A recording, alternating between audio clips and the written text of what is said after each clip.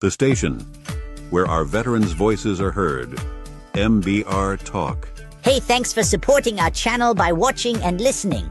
Find us on the web at mbradio.us. Theme song is gonna play, and I don't want to have it playing in the background, and I don't even know. So let's check and see if the Trench Talk theme is gonna play this week. There it is. You tuned into the Farron Dozier show on mbradio.us, Trench Talk edition, and Live Report Sports. Catch me here Wednesdays at 4 p.m. Pacific time, only on mbradio.us. How'd I do? Was that a good take? That might work. All right, good evening. Welcome to the Farron Dozier show on KCAA Radio, 106.5 FM, 1050 AM. Also streaming from the KCAA Radio.com website and mbradio.us. We got to bless the show before we get started. Let's go. When I was in my mother's womb, I had a calling on my life to do something in the glory of God and marry it like a wife. Commit myself to his word and never be led astray. And when it's all over, when he comes, I'll be glad to see that day in the morning time.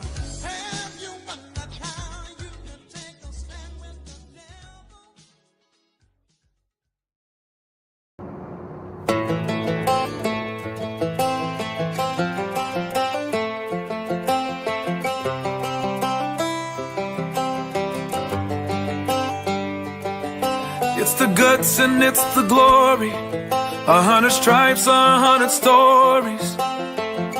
It's the Pledge of Allegiance on the 4th of July. It's them handwritten letters from home.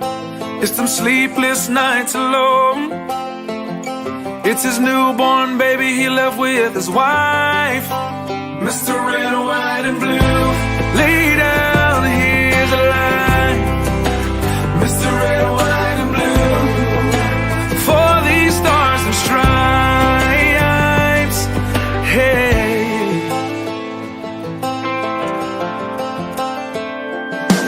from the fields of Indiana to the swamps of Louisiana to the golden coast of California, Uncle Sam's the only family he's got. His purple heartbeat won't stop, and his 18th birthday was the day he was born. Mr. Red, White, and Blue, lay down, here's the light. Mr. Red, White, and Blue, for these stars and stripes. Mr. Red, White, and Blue, stand on the front line. Mr. Red, White, and Blue, pay the ultimate price. Oh.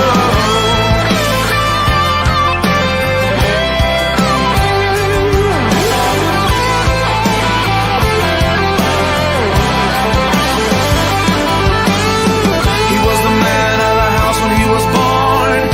His family is proud but torn. But if you knew him, you would understand. He was raised on how to be brave, just to see the flag still wave. And then he came home with only one hand. 'Cause Mr. Red, White, and Blue, lay down here the light. Mr. Red, White, and Blue, for these stars and stripes. Red, White, and Blue, stand on these front lines. Red, White, and Blue, he'll pay the ultimate price. Lay down in the light. Mr. Red, White, and Blue, for these stars and stripes. March in line, march in line. Hey. Hey.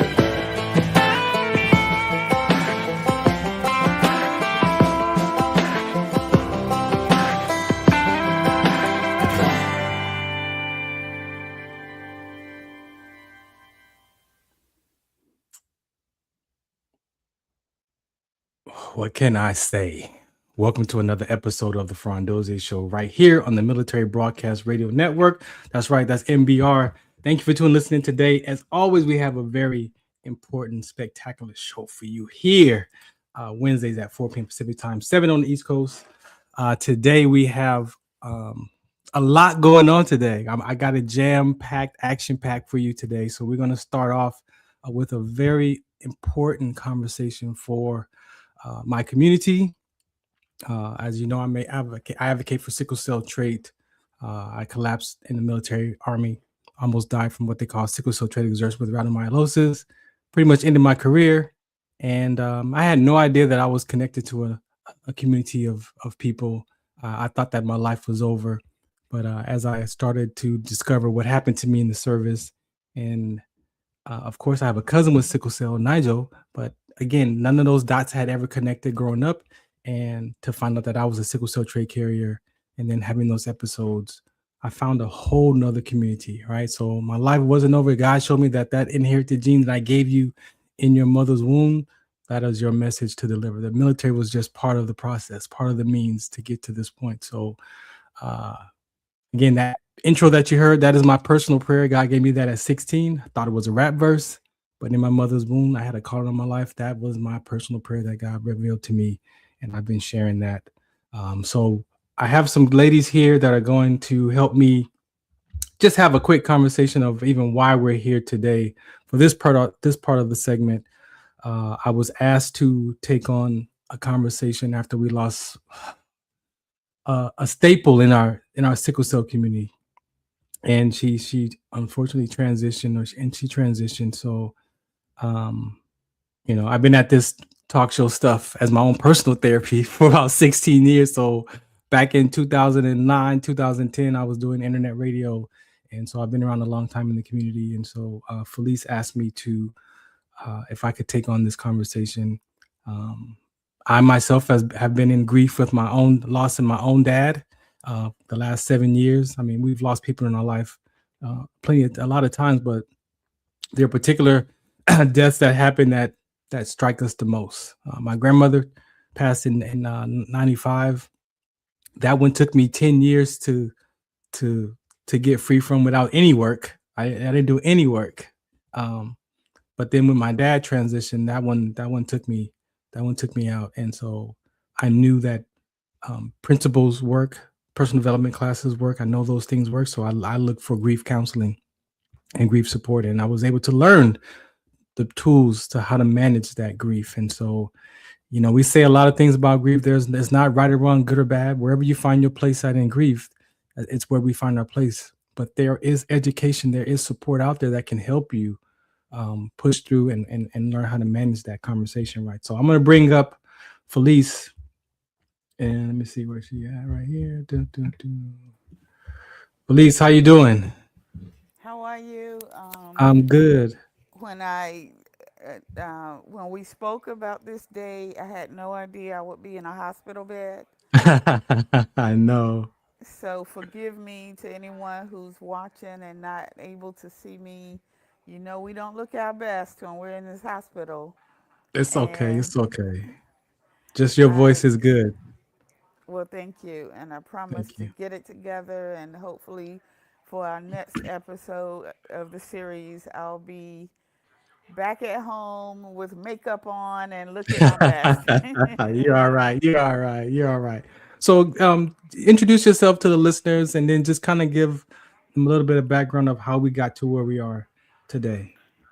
Okay, so most of you know me on Facebook through a couple of online support groups for Lee Smith. I started the group, I started my first group called Sickle Cell Hospital Chatter because I wanted people who are in the hospital, you can't sleep, you want to talk about what's going on, other people can't relate, you want to talk to your own community. Mhm. Whether it's nurses coming in and not feeling comfortable giving you the pain medicine that the doctors ordered, or whether it's just a lonely feeling and feeling like, oh my gosh, this is my last time in the hospital. Whatever is going through your mind in the middle of the night, during the day, 24 hours a day, I wanted a way for us to connect, to say, I'm in the hospital and I just need to talk to a warrior because they know what I'm going through. And then from there, I created Sickle Cell Success Stories because I also wanted warriors to see what other warriors are out here accomplishing and Mm-hmm. to share their own stories, college graduations. I published a story about a little kid, a sickle cell warrior, who was playing Simba in his local theaters, Lion King production. Yeah. Even airline flight attendant who's a warrior because we used to think we couldn't have those type of jobs. Right. There was a guy in the military who had undergone a bone marrow transplant. He wanted to be in the military badly and was told with sickle cell, that's a no go. So he had the bone marrow transplant, and guess what? Ended up in the military. So I just Wow. wanted to share a group. I wanted a group for us to visit to just be inspired by what other warriors were doing. And so Amy was one of my co administrators in a few of our groups. And then um, she came up with the idea that every September, warriors should be able to take a break during Sickle Cell Awareness Month and go on a cruise together and be around each other. I saw a cruise once that was for nurses, and I said, we should probably pick that cruise. Get That some way, education while we over there, huh? And and some some support. treatment. And some Yeah. treatment. I hear you. So she was successful in planning a sickle cell cruise and was planning one for this year when we tragically lost her.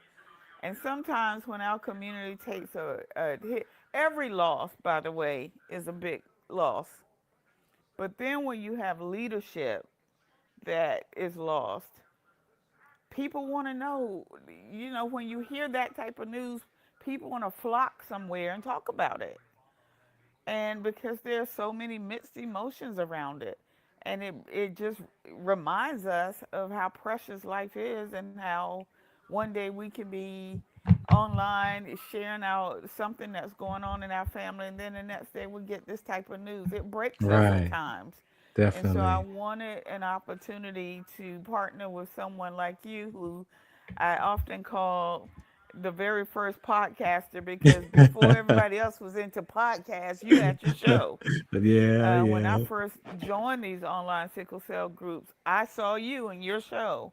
Yeah, And thank you. so now all of a sudden everybody has a radio show, right? It's cool. It's cool. We inspire. We inspire. I Find your can't hear you. voice. Are you there? Yeah, I'm here. I'm here. I can't hear him. You can hear me? I'm still here with you. Uh-oh. I'm still here with you. Where you at? I'm gonna let her get it together. You there? Farron is having problems here. Okay, I'm still here. Can you say something? I'm still here with Man, I you. don't know what happened. Lady, how you doing? How you doing? How you doing? I'm doing good. I'm gonna let her get her technical difficulties situated over there. But introduce yourself to the listeners, please, and let them know who you are. Hi, I'm Mia Scott. I have sickle cell C disorder. I don't like calling it a disease because we inherit it through genetics. Yeah. So for it to be called a disease is quite, it doesn't sit well with me.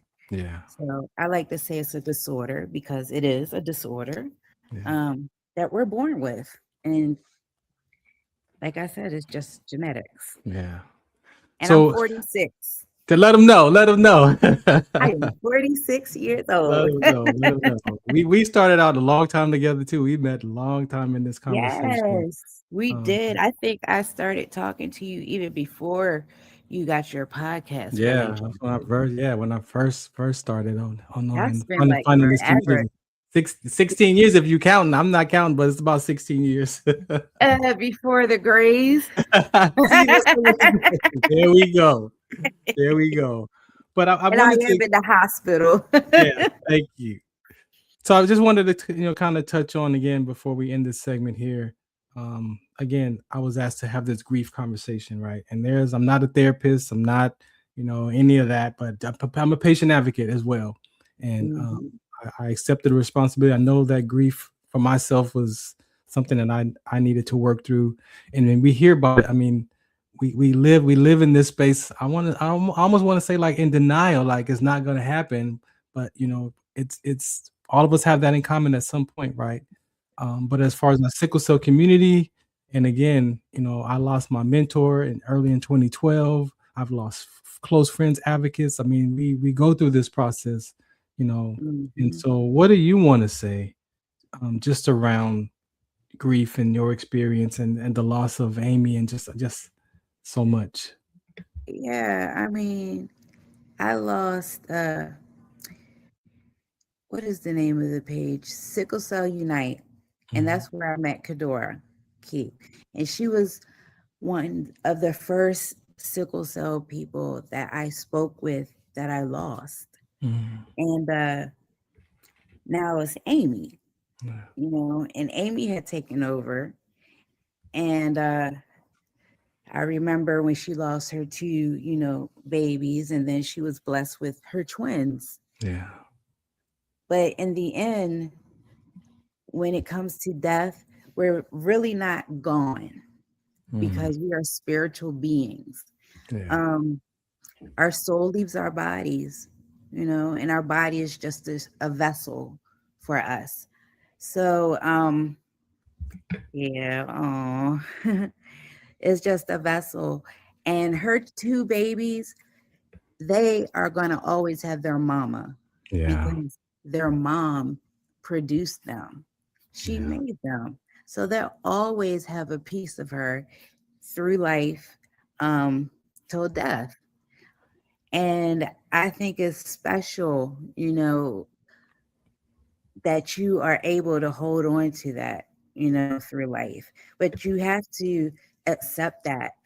Like, my grandmom passed away, but I know that she is part of me Yeah. and she's always going to be part of me. And I'm also blessed that she's no longer suffering. My grandfather as well. Um, so I try to look at it on the good side, because when you look on it at the negative side, you're never going to fully release that hurt and pain that you have inside of you. Yeah. So, No, thank you for that. And again, I want to mhm, say shouts out to Felice for even coming to me to have this conversation. mhm, Like I said, dealing with my dad's transition.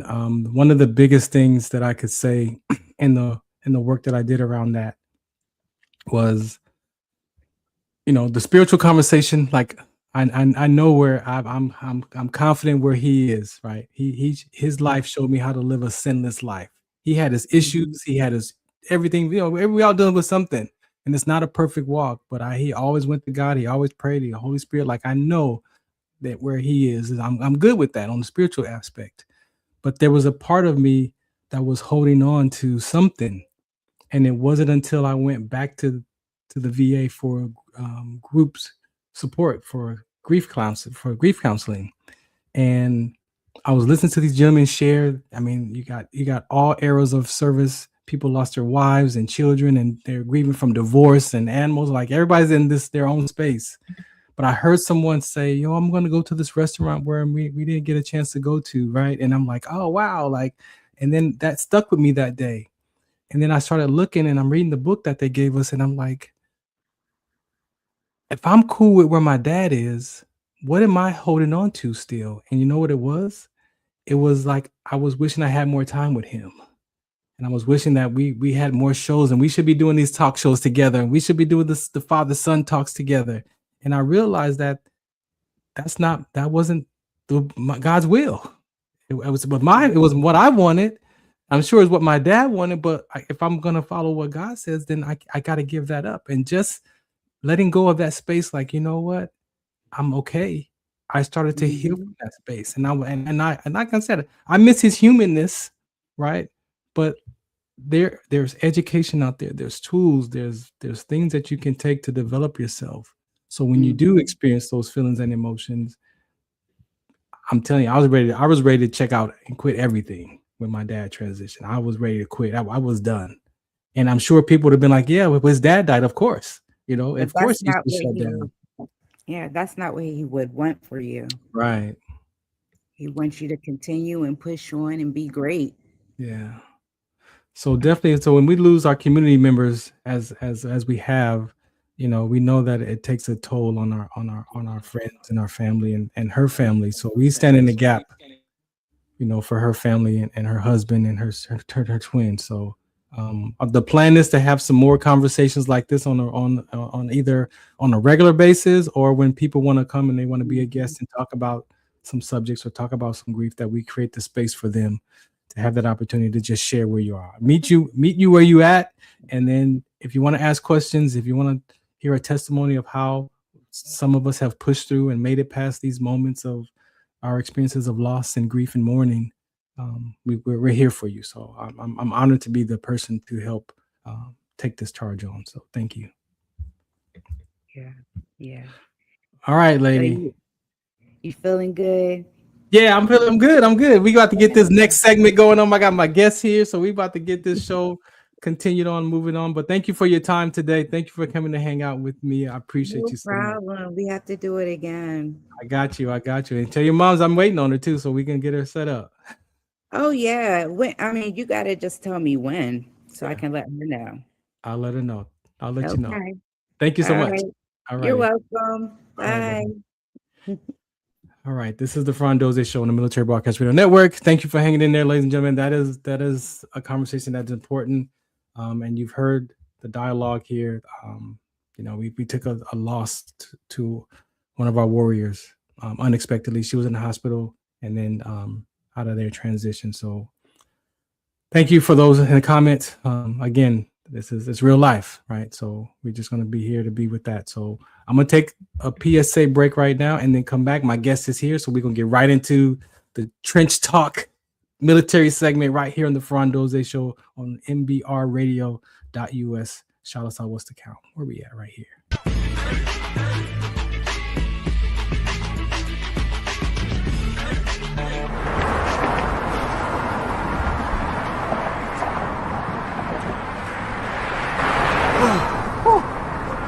Hey, what's up, man? How you doing? I'm blessed, my brother. How you doing? I'm good, man. I'm good. Hey, did you see the game last night? Oh, that was a good game. But did you see the shot?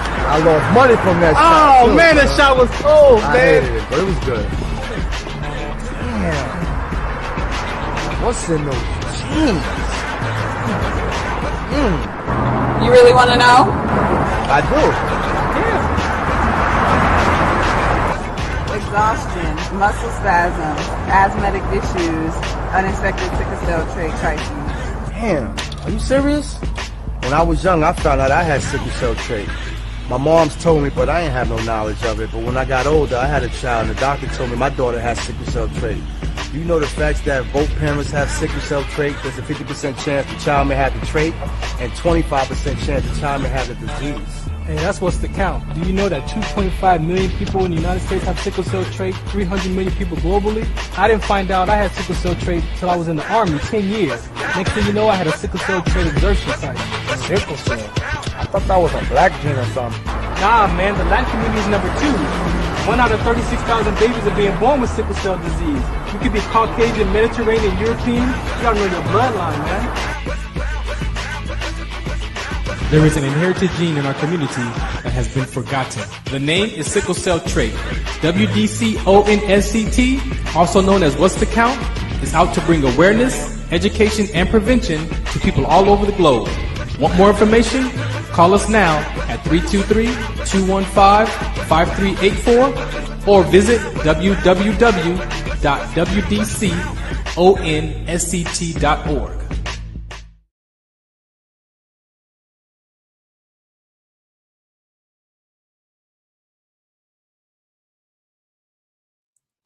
All right, welcome back again to the Farron Dozier Show on the Military Broadcast Radio Network.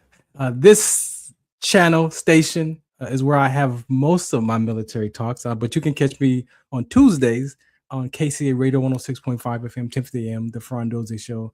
More of a variety show over there as well. But yeah, here is more of our military community. So what better way to have our guest appear today on this episode of the Farron Dozier Show Trench Talk episode. So right to the deck. We just gonna go right in. How you doing, man? What up, boy? How you doing, Everything's man? good. Everything's good. Thank you for hanging out today.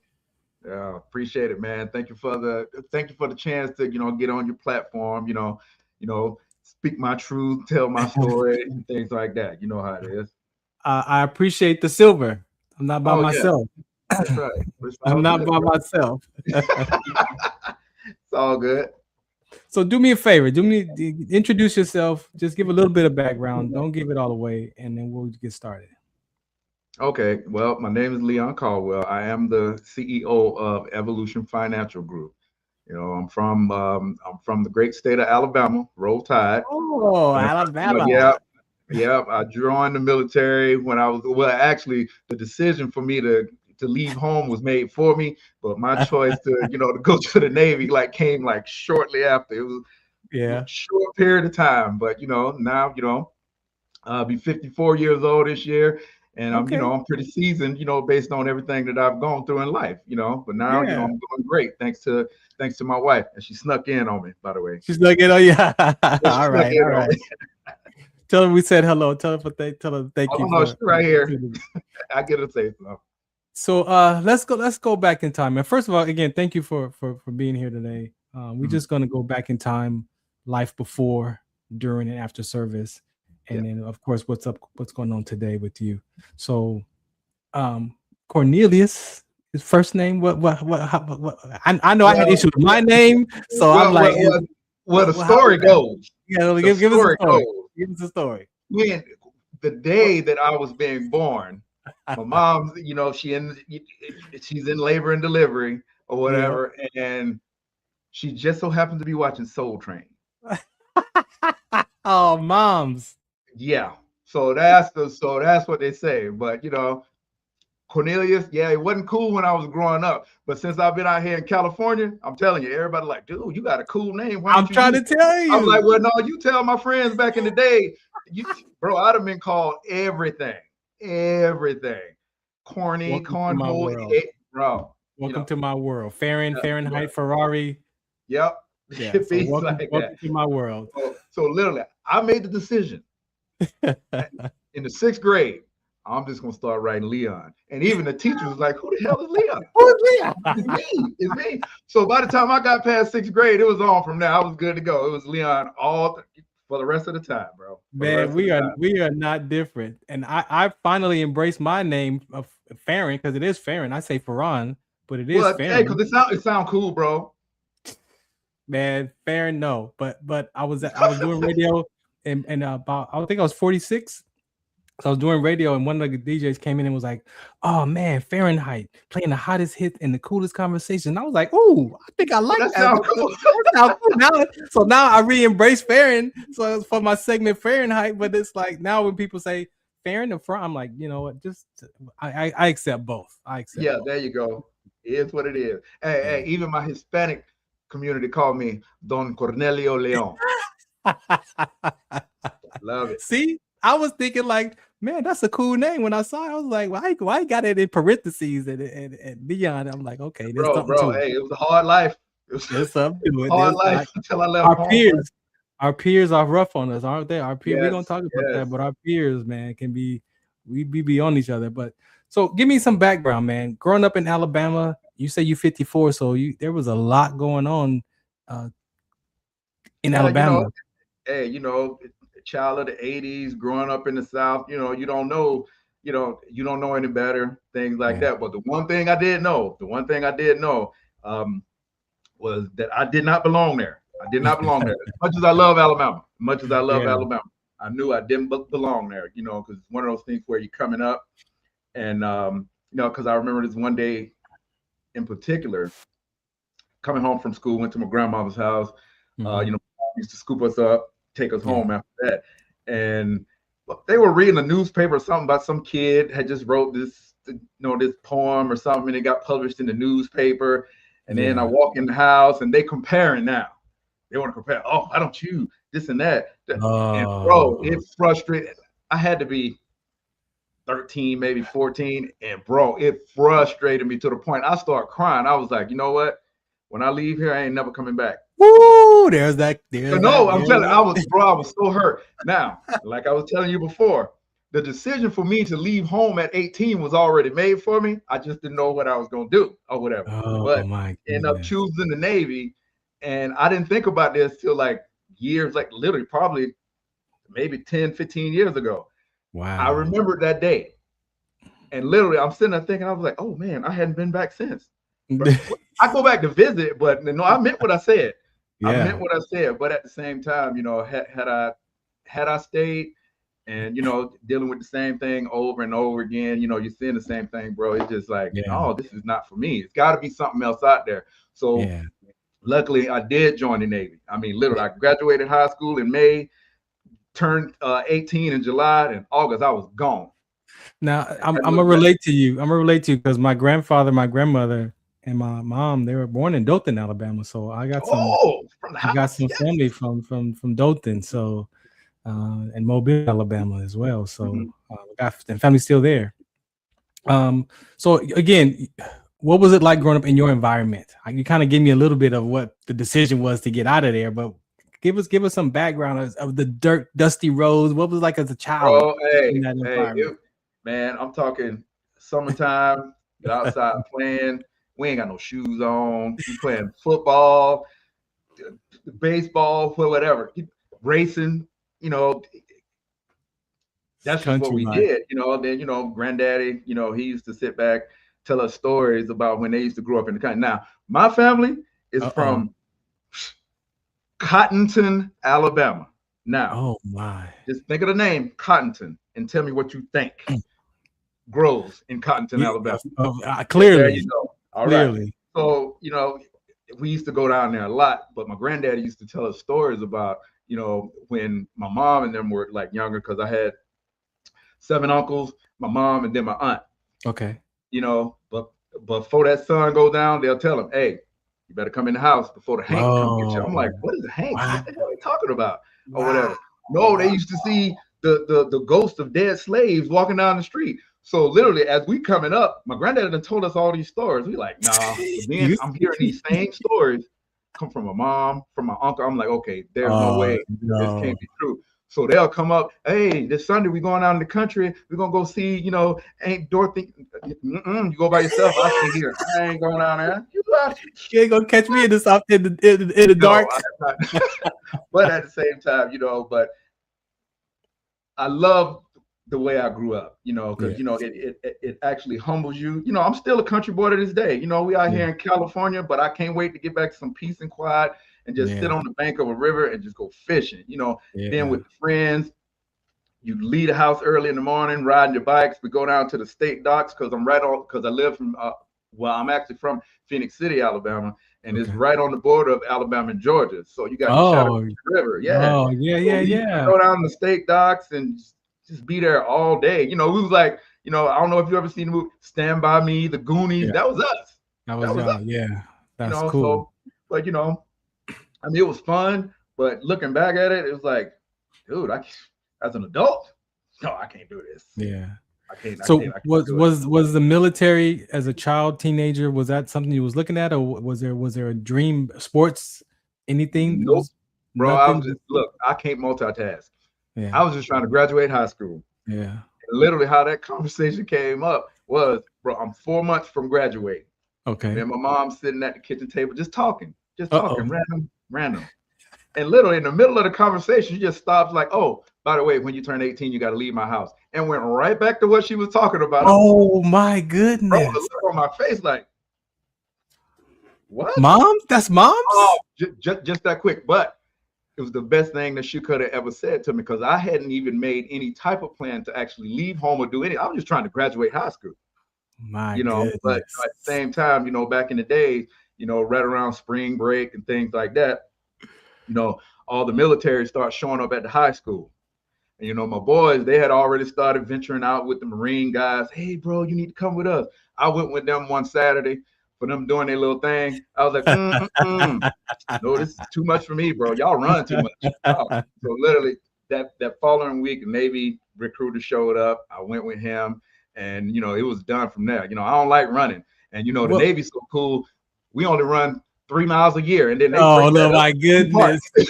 I was like, yes, this is it. So it was the running that was the choice. Is that what you're trying to say? Is that what you're trying to say? All right, I got you. What was your mind going through?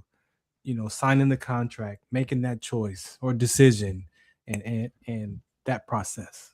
Well, honestly, it really didn't hit me until the day that I was leaving for boot camp. Because when I actually joined, you know, they had this program called the delayed entry. Yeah, the delayed, yeah. So I joined up literally like April, May, boom. I was in, threw my hand up, took the aspirin. I was good. Came back home to mom. She had to sign my paperwork because I was still 17 or whatever. Now, the thing was, because, you know, I was afraid of my mom. I ain't gonna even lie to you. So we get back, the recruiter sitting there. He started talking to her. Yes, your son did this, you know, signed up and blah, blah, blah. So we're going to need your signature, you know, because he's still 17. Yeah. And she was like, okay. So she took the pen, and right before she put that pen to the paper, she stopped and she looked at me. Ooh. She was like, you sure you want to do this? Ooh. And I was like, Mama, you said I got to go. So, hey, she signed it, and that was it. And literally, I graduated the end of May, turned 18 in July, August 22nd, 1990. She took me up to the Atlanta MEP station where she was going to drop me off. Wow. And that was the first time that I can recall, the first time, I'm 18 years old, my mama told me she loved me. What? Yes. So hold on. This is that social emotional conversation that we have, especially as men, that they say that the mother is the son's first love, and the mother's the son, and all that connection. And some people say they never heard their parent tell me I love you. They like, this is real life conversation. How did you, knowing that and hearing that, what was that like?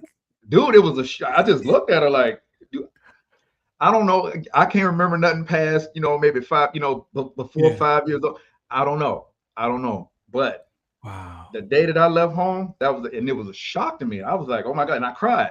Wow. I did, or whatever. So, but that was cool too. But I got one even better for you. I go through boot camp, August, leave Orlando, January 91, because I went through my schooling and everything. I come back home on leave. I was at home for about 3 weeks. Now, I already got my ship. I don't know where my ship at. I don't know nothing, bro. I'm still 18. I don't know nothing, right? I found out my ship is in the Red Sea. So literally, in flight from Atlanta, Georgia to Sigonella, Italy, the first Scud missile for Desert Storm fires off. But prior to me leaving, talking to my dad, he came down from Chicago to see me before I left, whatever, talking to him a little bit. And that was the first time my dad ever told me he loved me. Oh my! Before I'm going off to war. Come on, man. Yeah, dude. That's the way it was back then. You know, it wasn't like, you know, the lovey-dovey. No, it was, you know, do what you got to do and that's it, or whatever. You know, I know you love me because, you know, you take care of me or whatever. But you know, it wasn't none of that. It wasn't. So that was hard for me, especially when I had my first family. And yes, of course. Yeah, it's crazy. So I want to ask you, before we go, to this next phase of life, the impact of that, as you're saying, right? Can you look back at your mom and dad's life growing up, and I can only imagine you talking about the South. You talking about their dad, their parents, and what they were in, the situation they were in. Can you see how that conversation gets broken? Yes. Right. As you get older, as you get older and you start looking, because we always blame it. Well, I blame my parents for this. I blame my parents for that. But there's no instruction manual when it comes down to kids. You're just trying to figure it out. But at the same time, we only do what they did to us or whatever. It just get transferred. So you get to the point where you have to unlearn everything that that you were brought up with and start over with something new. Now, see, I can look back and understand exactly how they grew up. I can understand exactly how they grew up, but at the same time, not I understand. But prior to me actually growing up, it's no, it's your fault. It's your fault. But I can't do that. I have to understand. We only know what was taught to us. And that's beautiful, because that's one of the things that our organization, we teach EQ Athletics, is going back into the school districts, in the community, having these kind of conversations, because a lot of times that child is looking for something that parent may not be able to give them, and the parents don't know that, hey, I need communication, I need to be listened to, I need to be heard, and if you don't listen to me, guess what I'm gonna do? You're gonna pay attention to me one way or another. One way or another. There you go. I'm a bully. I'm gonna get in trouble at school, but you gonna come and see me one way or another. You're gonna pay attention to me. And it's unfortunate, but at the same time, like you said, there's no manual for us as parents. So we push education, because there are conversations that you can go and get educated and learn and unlearn some of the experiences that we grew up. Because I was emotional as a child, so I needed information. But my mom told me, just in my mid-50s, well, your granddaddy, we had to figure it out. So, and I heard her like, well, no wonder, no wonder you couldn't give me that, because you didn't have it to give. Exactly. But that's what I needed. So that's what a lot of us go through. I mean, I tell everybody to this day, you've been in our office. I tell everybody, they be like, dude, you dancing all over. Well, this place makes me happy for one, but at the same time, bro, there's a 15-year-old boy still in here. Yes. It don't matter how old I am, and he's anxious to get out, but we gotta embrace them different ages. So okay, so you sign up, Navy, transition from Alabama to the ship to people from all over the world now in this location. Give me some of that. Frightened. I was frightened. Look, let me tell you something. When I finally landed on that boat, I'm in the middle of the Red Sea. For one, I just read about it, in social studies. So, I don't, and I'm sitting there. They fly me on the boat. My sponsor come get me, take me to my rack, putting everything away. I'm scared. Can't call my mama because ain't no cell phone. Ain't no cell phone. Ain't no email. None of that. So I'm out there. And I get emotional when I tell this story too, because when I got there, it was time for us to go eat. So we're going to the mess decks and things like that. So they taking me. I'm standing in line like we in prison. I'm standing in line waiting to get my food, and then I walk out on the mess decks. I'm about to get my drink, and I'm just looking. Now, mind you, I'm the youngest person on board too. Oh my God! And I'm looking around. I don't know nobody. I came to that boat by myself, and I'm looking around. I was like, oh, dude, what did I get myself into? Literally, off in the distance, I hear, Caldwell. No. Like, who the hell? Caldwell. And I'm looking around. I was like, who the hell? Two of my homeboys, both from Alabama. Come on. Boot camp company was on that boat, and we was all in the same department. Oh, come on. I bust out in tears, dog. Oh, my goodness. That's like, oh, yes, I got somebody. Oh, that's cool. So scary. It was so scary because, for one, I'm 18. I'm just joining, and I'm already in war. Yeah, in war, and that was the scary part. But it was a wake up call. It was a wake up call. I became a man like right that quick. So I want to ask you, can you remember during either basic training or a moment when you got to the ship that your brain clicked from that civilian young teenager, 20-year-old, to that, oh, I'm a Navy? Oh, well, that was the first night of boot camp. Give it to me. That was when the Navy.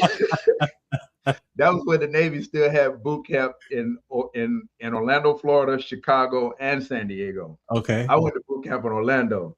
Okay. Now, we had already got there late or whatever, right? So they done put us, in our little bunks and stuff like that, and we probably went to sleep 1 o'clock in the morning, bro. About 4 o'clock in the morning, I thought it was an explosion. They throwing trash cans all over the place. Get up! It was like, what the? So bad to where, check this out. I ain't gonna even lie to you. We get Okay, they finally get us situated, and they take us to get a haircut. Now I'd already got my haircut, right? I had my little high top fade or whatever, but then they had, I had my barber like trim it down or whatever so it'd be good. Now they got to shave the rest of it off. So we standing in line to get our haircut. I get to the front of the line. Now, mind you, I was in marching band all the way through school, so I know how to stand at attention or whatever. Now, I'm standing there. I'm in the front of the line now, and I'm sitting there. All of a sudden, I start getting tunnel vision. Like, I can't breathe. Like, what the hell's going on? Next thing you know, bro, I'm waking up off the concrete. Oh, my goodness. You locked your knees? Did you lock your knees? I didn't lock my knees. Bro, I know how to stand at attention. I don't know what the hell happened. It wasn't a panic attack. I mean, I straight passed out. And I get up. Ain't nobody come, like, come, hey, bro, none of that. I stood up, blood dripping out of my chin. Oh, my goodness. The company commander looked dead in my face, was like, good acting. Get your ass up in. I was like, whoa. Good acting. Meanwhile, That I was was it. standing in the barbershop. They got the white tile floors and blood just pouring out of my chin, dude. Oh, my goodness. goodness. Dude, I was like, Welcome to the Navy. Welcome to the Navy. Yeah. But it was fun, though. I ain't gonna lie to you. Mine was real quick. Mine was we were doing a weapons qualification, and that day we got smoked so bad, and took a shower, got in my PT gear. I was on the top bunk, and I was just looking up at the ceiling like, what am I doing here? Like, I joined at 19, and I'm like, what am I doing here? And all of a sudden I go to sleep. I wake up the next morning, and it's like my brain clicked. Like it just became a routine. Like I took everything that they said serious. Like I paid. Like it was like my brain clicked. That next morning it was like, and it ain't clicked off. Yeah. It ain't clicked off. Oh, boy, hey, once it's in there, it's hard to get out of it. Yeah, it's there. So you were in one of the wars that people talk about, that is like the Lost War. It wasn't because it was such a short time frame. How do you feel about the Desert Storm? How do you feel about that era? Yeah. I tell people like this. I know, okay, all of us, military vets from all different branches. We all talk trash about each other, what each other do and don't do. But I'm gonna tell you something. If you want a war ended quick, let the Navy in there. Because as you can see, they only let the Navy in when they really want to end it. We will turn your house into a glass factory real quick. I'm telling you, bro, we got some stuff. I'm telling you. But that one, it probably lasted about 2 weeks. From the time I got there, by the time I got settled in, it was over. We were getting ready to ramp up to go. And they were like, oh no. They was like, oh no, it's over. We good. We was like, what? We are panicking. I'm nervous. We like, what? We can mobilize. What? They're like, yeah, we get ready to go. Desert Storm. We're like, what? Then next thing you know, like a weekend, it was like, oh no, it's over. It's good. It's over. It's done. I was like, what? Okay, cool. See, hey, you can thank us for that. We appreciate. Thank you. Thank you. What, looking back in this Navy career that you had, what sticks out for you the most in your Navy career? Oh man, dude. For one, being able to see the world. That y'all do. Yeah. Oh yeah. I saw a lot of it. Had so much fun. Fun. But all of the brothers that I met along the way. We all talk about, oh, my brother it is, my brother that. Dude, I have over 2,000 brothers. Wow. Every week. And we keep in touch. We got our little chats. We all on Facebook and things like that, because I was on 3 different ships. Okay. The first ship just happened to be decommissioned. I haven't really kept in touch with anybody from there, because I don't even think, I have no clue. But my second ship and my last ship, all of us, we keep in touch with each other. Sometimes, we have little get-togethers, depending on where it is, things like that. But the people that I'm close with was people from my last ship, because we had this conversation. I told you, I'm a plank owner of the USS Bonhomme Richard. We commissioned that ship in August of 1998. And during COVID, our home burned down Pierside out here in San Diego, and it hurt her so bad. She was barely 22 years old. You know, ships like that, they go 40, 50 years or whatever. So I'm only probably one of, 1,100 sailors that has the commissioning and decommissioning coin of a ship. And that one was near dear to my heart right there. That one was, that one gets me emotional too. My wife, she was like, she didn't understand because I was telling her, that's my boat. That's my boat. Yeah. She was like, it's a ship. I was like, no, you don't understand. That's just like, you just built your home and then you come up the street one day and it's on fire and it's gone. Yeah. It hurt like that. Emotional connection. Yeah. And we're trying, bro, we put our blood, sweat, and tears into that boat, man. Yeah. For real. But that I want to just kind of laugh with you for a little bit. As an Army veteran, we hear that some of your shifts, the rotations of your shifts, y'all have some hot racks. Can you let the people know about the hot racks? Okay, I'm gonna tell you something about hot racking. Okay, hot racking, you don't never have hot racking on regular ships. Now, no. Submarines. Okay. Oh, submarines do hot rack. Oh, is that what you're saying? Is that what it is? I've got another little story.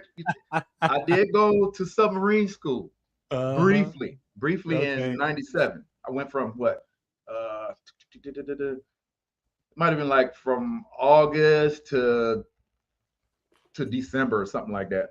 Okay. So I did go to sub school. Now, any submariners out there, look, y'all are some bad dudes, man, because mentally, you got to be prepared for that. Straight up. It's don't get me wrong, it's fun. They got some great trainers, little training modules and things like that. But to actually go down on them and you got to stay quiet. Yeah. All the time. Yeah. All the time. You remember down Periscope? Yeah, my favorite movie. Drop 45 cents. I know. No, it ain't like that, bro. But dude, it's because what happened to me, I actually volunteered out of it, and that's how I ended up on Richard. You volunteered out of it? Yeah, I got out of that. I was like, oh, I'm not going down there. Wow. One of my good friends that I had met along the way there, he actually went on. And me and him reconnected because he ended up on shore duty like 3 years later out here in San Diego. We connected. That's my guy. But that wasn't the guy that I met back in Connecticut. Oh, wow. So let's go there, right? So transition and change for some of us. Some are prepared, some are not prepared. I was not prepared because I got out medically, not by choice. But how was your transition out? Well, mine, it was actually, I'm going to say it was pretty flawless because I had made up in my mind that I was going to get out because I did 15 years. Now, I wanted to do 20, but when you talk to your detailer after you've done your shore duty and you want to, hey, I want to go here, I want to go there. Available? No, because I'm a boiler technician. Oh, I didn't know at the time they had already started transitioning all the steamships to Japan. No, bro, I'm not going to Japan. I'm not going to Japan. No, you send me to Japan when I'm, 18, 19 years old. Like I'm in my almost in my mid 30s. My kid's about to, go to high school. Like, no, I can't do that. So that's when I made that choice to get out. So I had already made up in my mind this is going to be a smooth transition because what I had started to do was look for jobs while I was still in. So I was looking for stuff. Yeah. So the transition was easy. So I ended up literally as I got out, I actually got hired on at a biotech company out in Oceanside, California. Okay. So I was there for maybe a little over a year, left there, and then I ended up at St. Jude Medical Center out here in Fullerton, California. No kidding. 12 years. Yeah, I did 12 years there. After like the first year and a half, I went just from being the plant operator to the plant operations supervisor. No kidding. Yeah. So then, transitioned out of that. And now I'm in aerospace. And thanks to my wife, we own a company. so yeah, we it's been good. It's been good. There was some downfall, along the way. But at the same time, I came out and, there is life after the military. Yeah. Even though our mental is off, it takes some time. It takes some time because I'm not going to say all of it was good. I've been through some bad days. You know, I still have some bad days, but Yeah, you know, for sure. you gotta find somebody to talk to and somehow get out of it, because it's you know, it's rough at first. It is rough Yeah. at first, but military never leaves you. Yeah, no. I tried. I made one attempt to try to peel it off and let it go, and even God was like, "No, that's a part of who Yeah, I that's need you you. to be." Yeah, Yeah, that's part of your story now. you can't run from that. Yeah, you can't run away from that one. You can run from some other identity Yeah. crisis, but that ain't gonna be one. That ain't gonna be one to run Yeah. from. So I embrace that. Your family. Do you want to say how your family impacted by that, or that life in Well, service, or your wife? What did that she say about that? I'm actually on my second marriage, Okay. but the impact that it took on my family, because I do have 2 older kids. Okay. You know, I have a daughter. She lives in Vegas. She has my 3 grandbabies with her husband. Hey. She's 32. My son, he lives in South Carolina. He's 30. Okay. Okay. But you know, that was my previous marriage. So now, as far as that goes, Yeah. I was gone a lot, bro. Yeah. When I come back, you know, I try to get it in as much as I can, you know, Yeah. but especially being on a new ship or whatever, Yeah. but we was always gone. or whatever. Training. So, yeah, dude, you know, and it was bad. Now, my kids do know their daddy love them. They do know that, but our dynamic is different. Yeah. From them and my 2 younger ones that I have now. For Or sure. whatever, because I come home every day and I Yeah. get to see everything that I missed out on with them. No, they're not jealous or anything like that or whatever. I Yeah. never forced my 2 little ones on them, but they treat them, hey, that's my little brother, that's my little sister, For sure. or whatever, because they do understand. But it was harder for me with them because I missed out on a lot, and at the same time, okay, am I a good dad? Yeah, I'm protecting. Yeah, technically I'm protecting them because I'm protecting the country. But at the same time, I come home, I try to get it in, but I got to go. Yeah. You know, I got to end up going. So that was hard.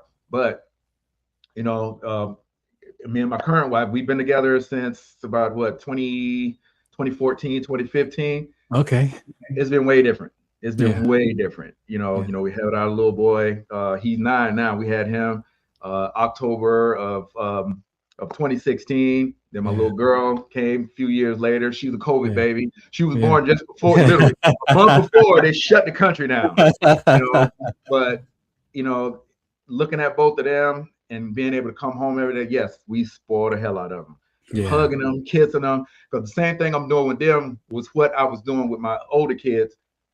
But when I was at home, they didn't get it every day like my 2 younger ones. So, I mean, the dynamic is different, but at the same time, it's all the same love. But you know, it's real. No, yeah, it is real. It's real. And because looking back, we understand when you do your work and self-examine yourself and heal from your past wounds, you understand that as a child, all we want is your time. I don't care where you at. I want your money or I want your time. And we don't realize that as parents or in the careers that we have, that sometimes that child doesn't understand because they're mind of a child. And then now, you know, they're going to make up their story about you anyway. They're going to make it a story about you anyway. Grow up. It's like, oh yeah. Now I get it. I get it. That was my middle daughter. She was like, after she got her freedom, she was like, well, dang, Dad, you was in the military. You couldn't be here. You know, but how many, she was in her 20s though when she realized that. So we had to go back and reconcile and take care of that past, because it was the time that all 3 of my daughters, they wanted that time. And so if each one responded to that lack of time differently, and two of the 3 were very hurt behind that not being present. So definitely can relate to you. No, I get it. I'm gonna ask you this, because I didn't realize this until dealing with my own mental toughness and mental health issues. A light bulb came on that at 19 years old, I had given my life to death. That's how I looked at that. Have you ever looked at signing up in the military that you could possibly, that could be your life, or wasn't even the thought process back then? It never occurred to me. But as scared as I was when I was going over to that, when I was flying over that ocean in that helo, I was like, bro, this is it.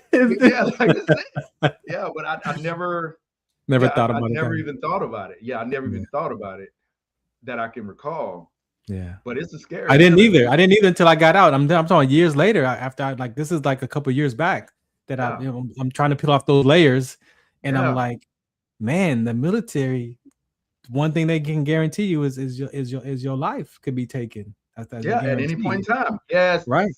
Yep. And don't think, oh, bro, look, don't think everybody on this earth loves the United States. Thank you. No, we do not all do it for God and country. We do not all do that for God and country. So many fights and problems. Yes. Just trying to go, be in the culture of the country that we in, and you always got somebody. You always got somebody everywhere you go. And always. And see, that's why I got PTSD because of them fools. I got that quick reaction. They call it intermittent explosive disorder. I call it snap and pop. Exactly. All right, check this out. This is the Farron Dozier Show on the Military Broadcast Radio Network. Leon Caldwell is here, ladies and gentlemen, sharing his life before, during, and after service. We're going to play a couple of PSAs, come back, and we're going to talk about what he's up to today in life right now. So again, thank you for listening in the Farron Dozier Show. We're still working out the fatherhood conversation. I'm waiting for the gentlemen to log in, but they'll be logging in shortly. But again, thank you, man, for being open and sharing your life with us. Oh, yes, sir. Appreciate it, man. Thank you so much. All right, let's play a PSA. What we got? Let's go here. Do you remember studying sickle cell in biology class? What's the Count on Sickle Cell Trait Prevention is here to bring you awareness, education, and prevention conversations around the risk factors of this inherited gene. Visit wdconsct.org. Zetovia salve, made from natural and organic ingredients, good for inflammation, poor circulation, hemorrhoids, yeast infection, lip sores, dry coughs, eye pain, minor cuts and bruises, and ready to purchase at botanicaherbalco.com. botanicaherbalco.com. botanicaherbalco.com. Muchos de nosotros nos vemos afectados por la enfermedad. Muchos de nosotros nos vemos afectados por la enfermedad de células falciformes a diario y un número creciente simplemente no nos damos cuenta. Los impactos de esta enfermedad afectan a todas las personas y en especialmente a las personas de color y con antecedentes diversos.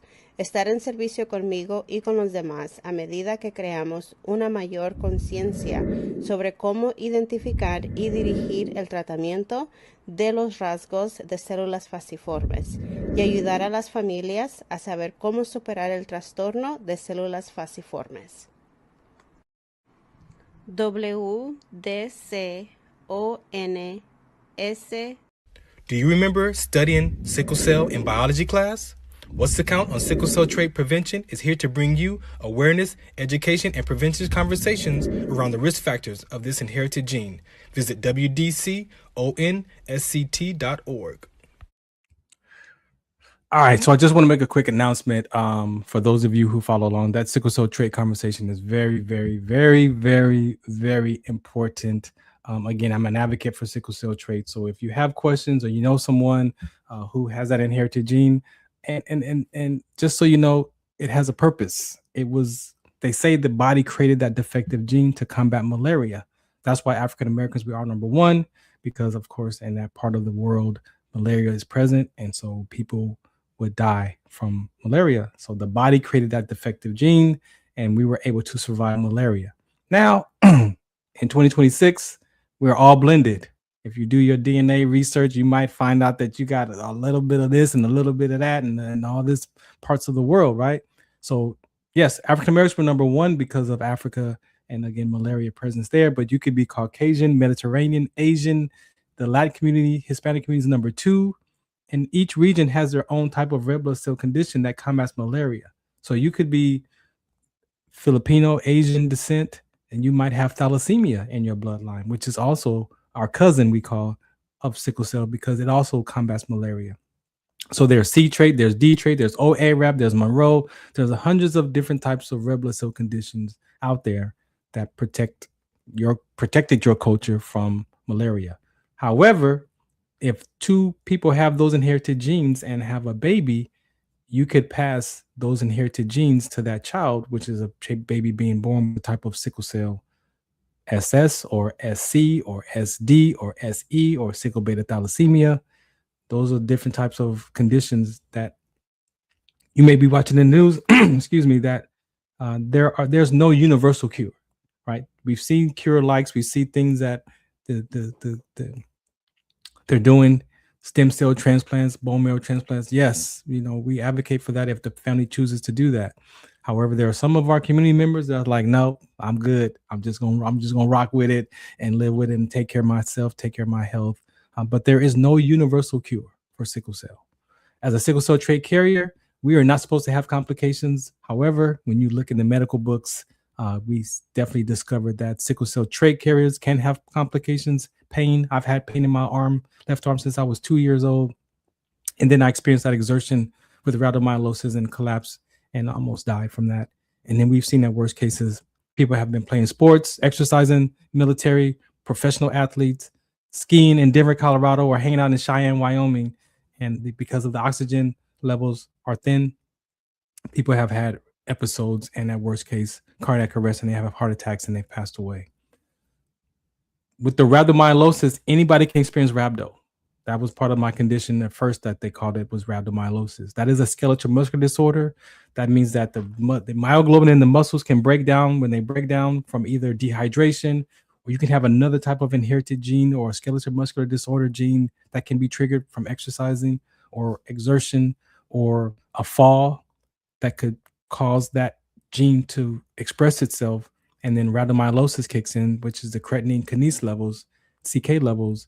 And for some people, that has caused health complications and also sudden death because of that conversation. So rhabdomyolysis alone, anybody can experience that. So our campaign is for hydration, for all athletes, military, for people who just going to 24-hour fitness, just working out, hanging out. You never know, right? Because you're supposed to drink half your body weight in ounces of water per day to avoid dehydration. Half your body weight in ounces of water per day to avoid dehydration. So most people, when I do my talks, are walking around dehydrated already. And then you want to go to the gym and exercise. Or you got these athletes who are playing sports, wanting to make that team, make it to that next level of sport. And they push their bodies. They don't pay attention to the dehydration or the fatigue. And what happens is they have episodes in cardiac arrest, and people have died from playing sports and military. So I advocate for that whole conversation. Yes, sickle cell trait is one, but we advocate for all of that because, again, we don't get to say so when, where, why, or how people die. But some of these deaths we see that could be preventive, that could be premature, right? So the knowledge, the information for people to understand, pay attention to your body. That's the best that I could tell you. Pay attention to your body, but also your hydration, your food, all that stuff, detoxing, all that stuff is very important, especially if you're out here exercising in the heat. Number one for us. So that conversation is important. Lived experience. I advocate for that. And I'm blessed to be able to share my story, that God allowed me to experience that, and then to now become an advocate. So that was my what's next. You heard Leon, he found his what's next over there. We all, as veterans, I'm going to tell you, if you ask any veteran, what we miss the most is what you see me and Leon right here. That's camaraderie. It doesn't matter what branch of service. It doesn't matter what age. It doesn't matter. I meet Vietnam, World War II veteran, Korean era, and just being in the service, that brother, that sisterhood is so important. That is it is a brother and sisterhood. But sometimes our identity from myself, mine was trapped in my rank and my uniform. So my transition was very difficult because my identity was trapped from a basketball player to military soldier, and then now to what? A disabled veteran? You mean I can't be in the military no more? I wasn't prepared. So for me, the identity, that change and transition was difficult. A lot of us spend our time trying to figure out what's next, right? So there's a lot of pride. There's a lot of ego. Yes, we have it all. There's a lot of confidence, duty, honor, courage. We have all that. But some spaces in our life, we don't have that. And so trying to fill that space, trying to fill that void, sometimes I thank you for your services is not what we need. Sometimes people need support. We need help. We need contributions to programs so that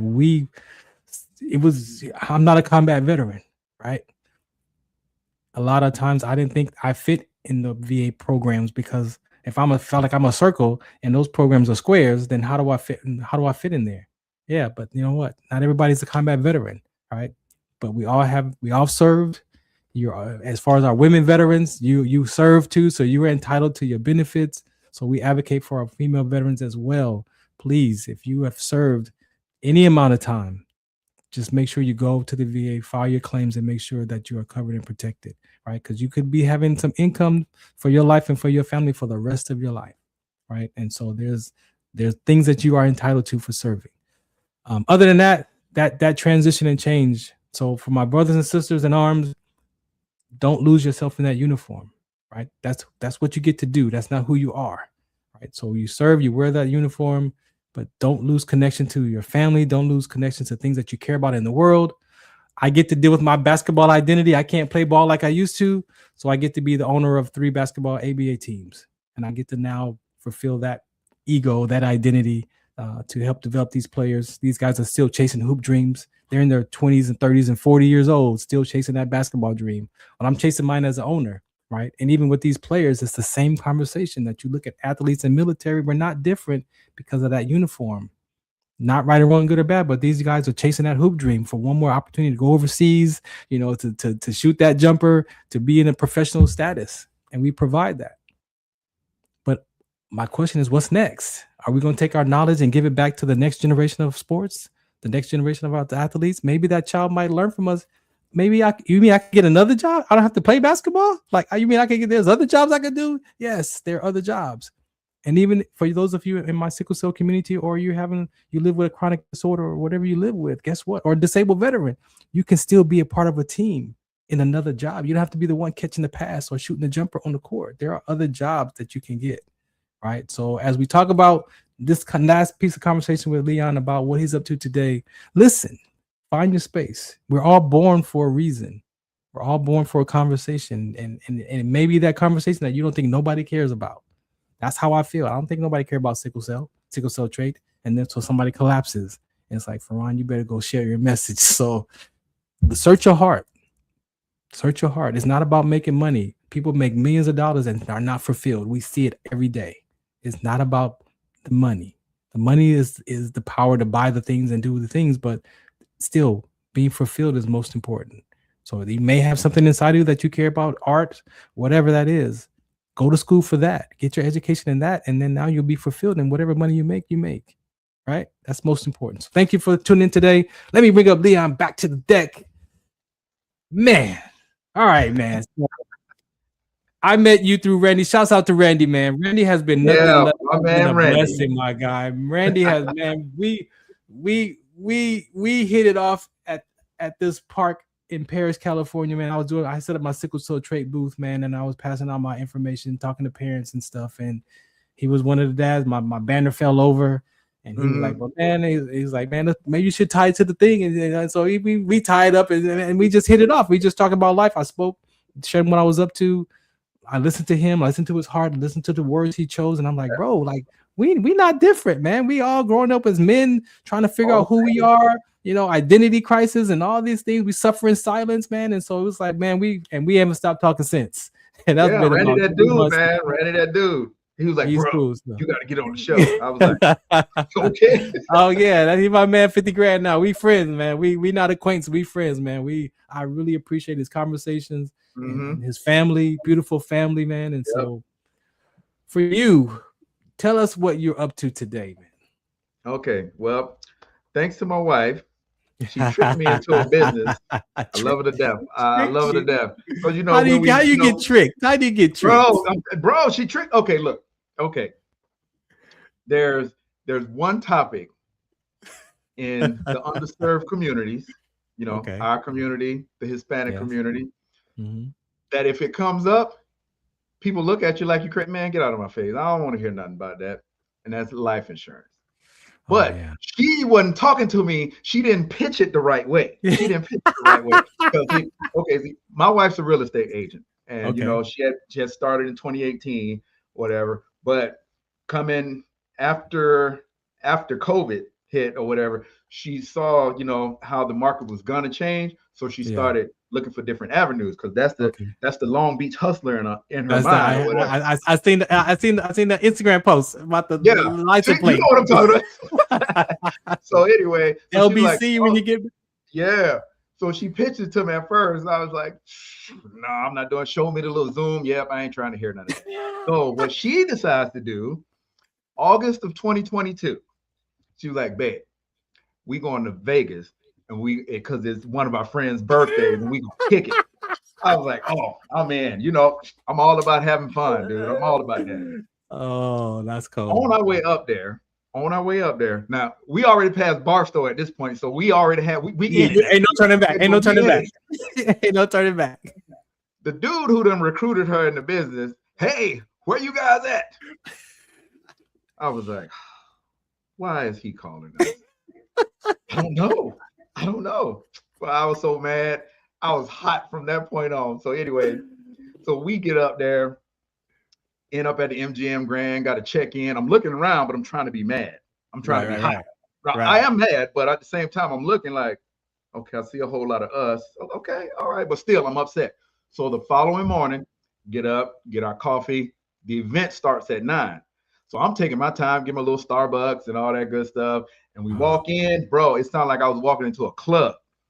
The DJ was going, bro. It was like 12 to 15,000 agents. What? Us, Hispanics, a few other people sprinkling around. What the hell is going on right now? I'm still trying to be mad. 9 o'clock comes, host comes on, introduces Nelly. I get an hour and a half concert from Nelly. Oh, no way. Like, okay, I'm still trying to be mad, but who are these people? That same, I was in it by noon. I was in it, bro. That same event, there was Layla Ali. What? Had nothing to do with being the daughter of Muhammad Ali and boxing. None of that. It was business, business, money. Same event also, Shaq. Wow. Business and money. So I've been looking for how money actually works. She was bringing it to me. She was bringing me into it, but I was running away from it. So by the time that event was over, you know, we come back. I joined, got my license, and here we are. 2026. Now we're brokers in the company. We own our own agency. We're in financial services. We offer everything from life to health insurance. We do annuities, 401k, 403b rollovers, and things like that. But the key, you know, ingredient about our company is we don't charge anything for our clients. We don't charge anything. Any money that gets transacted is between the client and the insurance agent. We're just the middleman, but we work. Yeah, but we have access to over 475 different carriers. Wow. Yeah. So that's how we're able to, you know, help people, you know, move their money, protect their families and things like that. So can we be honest? Can we be honest? That seems to be a common conversation when people are approached, right? About life insurance and these kind of conversation, right? Yep. And so for me, it's like there's a way that you have to establish trust. I don't even like to use trust because we lack self-confidence anyway. So before trust, it's got to deal with the confidence. So how do you manage that when you come to a person and you talk about my money? It's like, bro, I'm not like, especially if my relationship to money is I got to hold on to it, or you know. So we all have relationships to money in our own different ways. How do you meet that person where they are so they don't feel like you're trying to get something from it, or you the one trying to get my money? Yeah. No. I get it. No. Because the one thing that we as PHP Evolution, the one thing we don't sell. The products sell themselves. I'm here to educate you. Because if people understand how these things work and how life insurance works, they'll be more inclined to, let me see that product. Because this is the main thing that's out there. You have a lot of wealthy people out there. Am I right or wrong?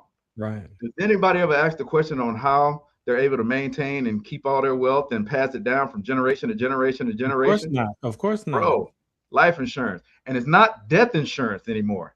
It's life insurance. Living benefits. You can access up to a certain amount of your death benefit while you're still alive. So now, wouldn't you be able to have options to go find something, find a cure or some type of research to give you the option to fix what's trying to end your life. Yeah. That's what life insurance is all about. So like I said, I don't sell life insurance. I have access to those companies, but I'm here to educate you on how these things work. And that's my sole purpose. And at the same time, as grown men, if we sitting around talking, having a conversation, having a cigar, whatever it is, there's one thing that always comes up in conversation.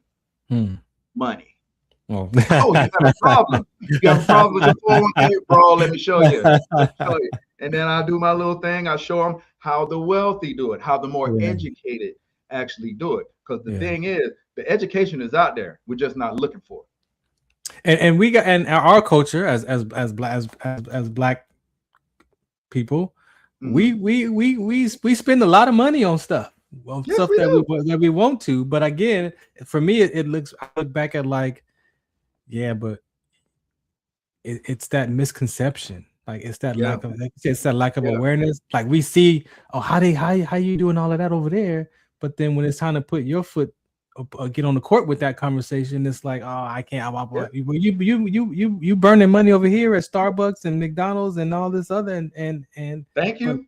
But it's a tough conversation. It is. No, well, at the same time, it depends on who you're talking to. But at the same time, I have actually found something where, every place I've been, I could be me. But this, bro, I love this. I'm passionate about it. So I can sit here and have a conversation with you about money and, and actually ensure that I'll be able to protect you, your family, your money, and things like that. Once you understand, bro, we family at that point because you stuck with me for the rest of your life. Yeah. And that could be a key. Like you said, it's just the ability to have that conversation. Meet people where you're at. Meet people where they are. Yeah, and then, that's it. And then, and at the same time, you got insurance on this. Oh, don't we? You got insurance on your car. So you mean to tell me your phone and your car more important than your life? We swim in we swim in denial. Not the river. We swim in denial. And having those death conversation of transitioning and we know it's there, but it's like, that's the one thing we all got in common. Look, if you own your home, a bank has a life insurance policy on you. Because I give you this money to go buy this house. You pass away, how am I gonna get my money back? Yeah. If they can get one on you, why can't you have one on yourself to keep that home in your family? These are the things that we talk about. Yeah. And it ain't like a pushy conversation, just regular conversation. Yeah. So for sure. Thank you. That's what I found. I'm able to have like regular conversations with people and just, let them know this, let them know that. Next thing you know, not long after, hey, bro, can you let's sit down and have a conversation. We can do that. We can do that. And me here in our office, you've been in our office, being here in this office, I have the benefit and the pleasure of being the only military person here. So so I get all the military and I'm 5-0 when it comes down to we get out, bro. And we get out, we all kinds of jacked up. I'm 5-0 when it comes down to get my brothers insured. Come on. Yes. Now I'm true story. I got medical retired, all that stuff. And I knew I didn't take the SGLI when you get out. I didn't take that. Well, right. Well, while you're in the SGLI, the beneficiary to that SGLI is them. Yeah. It's them, not your family. But anyway, go ahead. I'm sorry. So I knew this whole time. I've been retired 13 years, and I knew my house, all this stuff. I want to make protected from my daughters, and now I'm having grandchildren, and it was like okay, and like how much time I got, and my dad passed away. It's like how much time I got, and I started looking at all that, and like okay, I better go get something and get this trust and get this insurance so that I could. I mean, they got the house, so I'm at least leave it in the way that it's beneficial to my family, and so I did that. I did that and just took the step and did it, and I don't feel no different. No, you don't feel no different. I don't feel no different. Well, it gives you peace of mind to the point to where you're not passing on debt. Yeah. you're passing on wealth. It says it in the Bible. You know, Yeah. every man should pass on an inheritance or whatever. Yeah. You're not passing on that debt, and all that debt just get added on top of their debt, and then they pass it on to their kids, and then we just repeating the same cycle over and over and over again. And it's got to stop somewhere. It's got to start and stop somewhere or whatever. In my family, it stopped and started with me. And we see, you know, a lot of, and when transition happens, car washes GoFundMe has been one of the biggest. Those are not life insurance policies. Those have been like what people go to because they don't have that. Even I tell even my dad, in April, my dad passed in May. In April, he comes to me like, "Oh, can you loan me some money to buy a car?" I'm like, "For what?" Like, bro, you walking with a cane, your equilibrium is off. Like, but he fight for his independence. And so I asked him, I'm like, "Man, do you have any life insurance?" He's like, "No." I said, "Well, who's gonna take care of your stuff?" "You are." And he was right. And the next month he transitioned, and I was only blessed because I was in TV broadcasting school at the time. So my post 9/11 GI Bill, I was getting paid to go to school. So I was able to take one of those checks. So I took one of those checks and just paid for his cremation, and it was almost the same amount. So I got it. I wasn't mad or nothing, but it was like he had no life insurance, he had nothing. And it's like, oh, like you want to buy a car, but you don't have nothing for, and you're gonna leave it to me. So it was like, I get it. It's a tough. We think though, it's a tough conversation, but it is so important. It is so important to understand that, and to for me, it's like number one is we have a relationship to money. Yes, and until you understand that as a person for yourself. Until you understand how that money works, I'm telling you, it worked. Because my dad told me at 8 years old to save your money for a rainy day. Well, that's a cliche, pops. I'm 40 something years old. What does that mean? I'm 8. Yeah. What does that mean? But I realized that even when he told me that, I never knew that. But I saved my money, but I never did nothing with it because I'm waiting for this one day of this rainy day. Well, you was waiting on me to help you put that money somewhere to where it's gonna. I was suffering, not buying things, right? Not living my life because I'm trying to figure out when the rainy day came, it was like, oh shoot, like this is what he was talking about. Yeah. And you know, it was difficult to pay those fees, but you know, it was part of the process. So I just share with people, you gotta be able to, for yourself, to have these kind of conversations. What is your relationship to money? Because my dad's money, his money was evil, so he spent it all, so he didn't have it. It was the root of all evil. The root of all evil, right? So in reverse, he spent it all because it was evil. And it's like, so we have to really, as people, you got to understand how you grew up in your environment and how that looks for us. You could be stuck, even having money like that. You could still be stuck in life. So you can. All right. We got policies on everybody. You know, all those people like, no, I'm good. Nope. Got a policy on you because if anything happens, I got your living benefits and I got your death benefit. No, we're not dealing with none of that because I know I'm gonna be the first one everybody call. Yeah, so, exactly. No, we take care of that. All right, I'm gonna let you get anything you want to say to the listeners, man. Did I miss anything? Let me see. What did I cover? Wait, hold on. I heard something about a marching band. Yeah, bro, I was in the band. Let's go back, bro. Let's go back. Rewind the tape, bro. Marching band. I'm from a musical family as it is. I'm from the musical family as it is. You know, my family's all in gospel and stuff like that. Okay, here we go. I grew up around music a lot, so of course, I'm gonna join the band or whatever. Okay. So I ended up getting in high school in the drum line, doing my little thing. So as I, got older, I got to become, drum line section leader. So if you look, you go back to the movie Drumline. I'm thinking that's what I'm referencing. I'm Devin Miles, but I knew how to read music. That was me. And in the South too. Oh, bro, that was our business, dude. Now ask me if I can play now. Where did it go? You don't got the paradiddle no more? Where's the paradiddle? No paradiddles, no flams. Come on. No, you lost it? Rolls or nothing. Hey, the Navy took all that away from me. I told you I can't multitask, bro. It all went away. You still got your border tech. You still got your border tech skills though. Huh? You still got your border tech skills though. I bet you got them skills. Oh yeah, well, I deal with that every day. Hey, it's a boiler in every house in America. Yep, that hot water heater. That is a boiler. Hot water heater. I'm telling you. Yeah, man. But all in all, I've had a good time. I've had a good life. Other than the ups and downs, Of course. It's great. There is life after the military.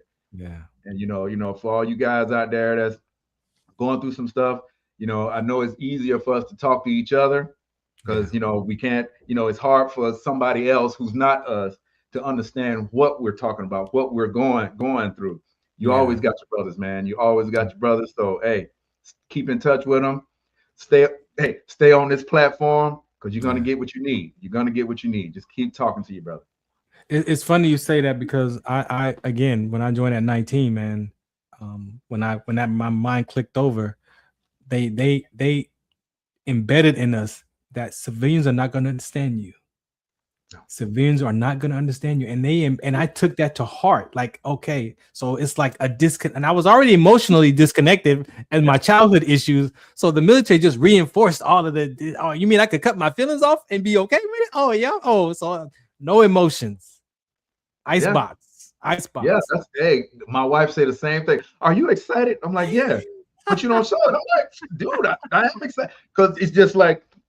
Yeah, it's like, but I'm excited. That's just what we used to, bro. Yeah, that's what we used to. So in that transition, even me joining the Bloomington Chambers of Commerce, it was like, I don't need no network. I'm like, well, I don't even like people. Like, I don't even want to be around people. Like, y'all a bunch of civilians. It's like, but I had to realize that I had to come out of that because I'm gonna end up being the Lone Ranger or Han Solo, right? Yeah. And then it's just and all this work that I want to accomplish in the community. So it's like, okay, let me see how people. And so I had to literally go through my own process and restore my own self to like, okay, how can I connect with these civilians? Well, you know what? I don't understand Farron. So then why am I going to pressure you to understand me? So then what's there? And then so God showed me, Holy Spirit showed me relatedness. If you could relate to one another, you could talk about anything on the planet.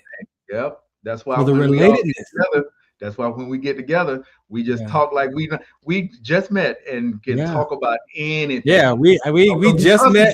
We like I shook his hand. I think when I came to the office that one day, that was all the contact we had. And then Randy's like, "Hey, he ready to get on the show?" Ooh, I didn't do no research. We talked for a little bit just to make sure everything was cool.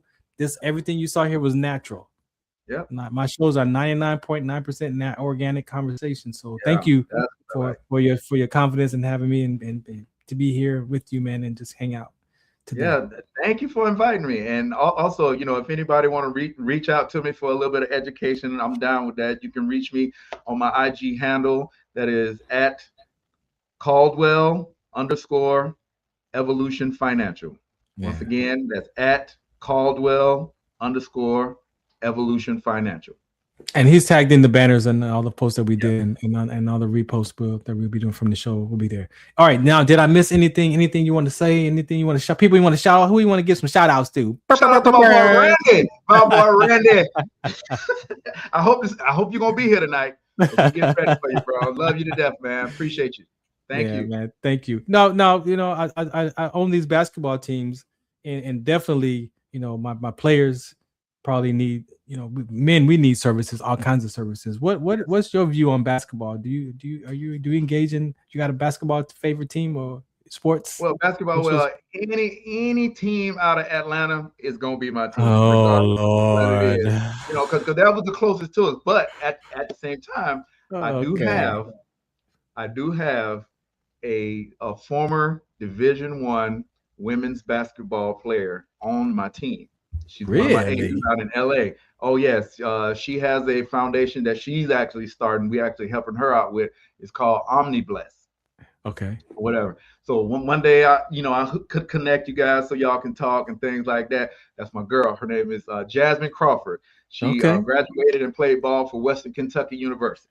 Yeah, I got a sports show. We do sports talk on both platforms, so that's why I was asking what your when football season kick. What about your football team? So you're a Falcon, as you saying you're a Dirty Bird too? Yep, Falcons, baby. Oh my goodness! Hey, what?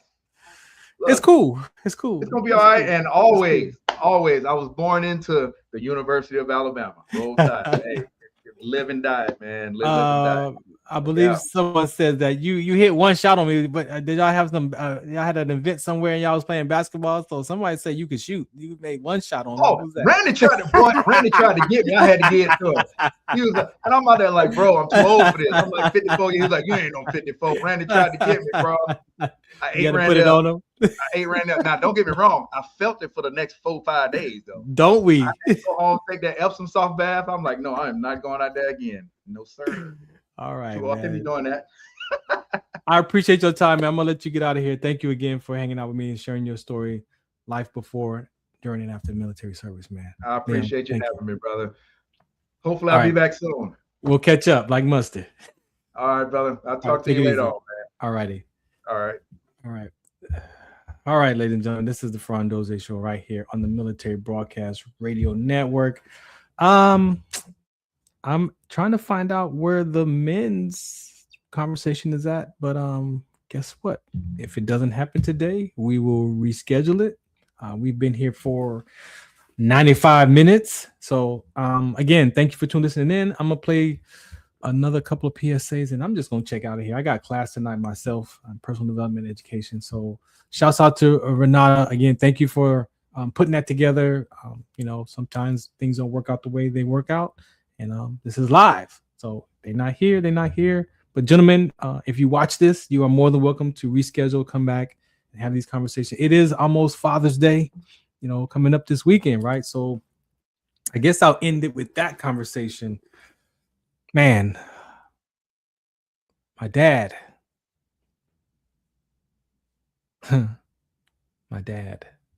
my father.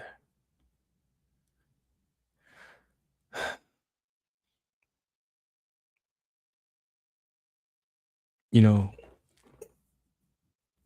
when I think about my father, I think about his Volkswagen Bug. He bought brand new off the showroom floor. His powder blue Cougar with the vinyl top.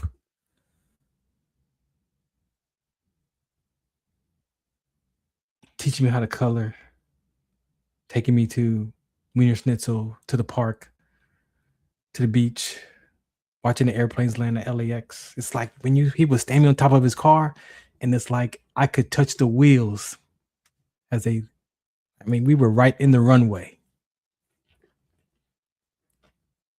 And I love my dad, and he got on my nerve.